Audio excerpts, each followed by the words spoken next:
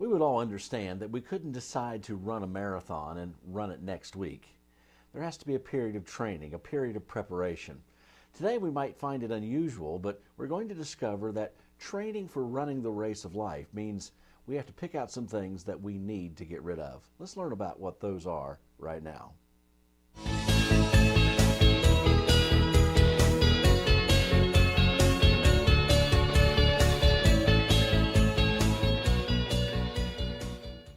Today we're continuing our look at Hebrews chapter 12, verses 1 and 2, where the Christian life is compared to running an endurance race. Let me read verse 1 to you one more time.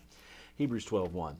Therefore we also, since we are surrounded by so great a cloud of witnesses, let us lay aside every weight and the sin which so easily ensnares us, and let us run with endurance the race that is set before us. Those phrases about sin and weights is what I want to talk about today.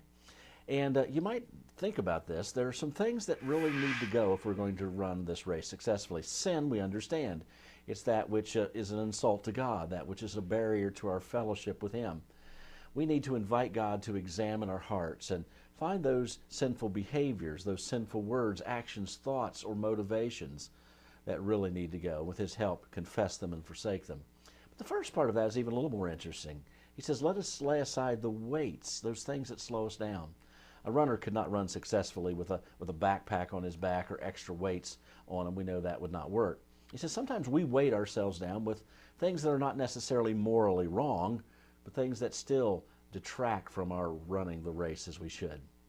Let me encourage you to do this. Before this day's out, spend some time meditating in prayer and ask God to show you, is there anything in my life that may not be wrong, but maybe it still needs to go? Maybe it's something I invest too much passion in or too much time in or give it too much attention so that it blocks out some of the really important things in my life, particularly in my service to God.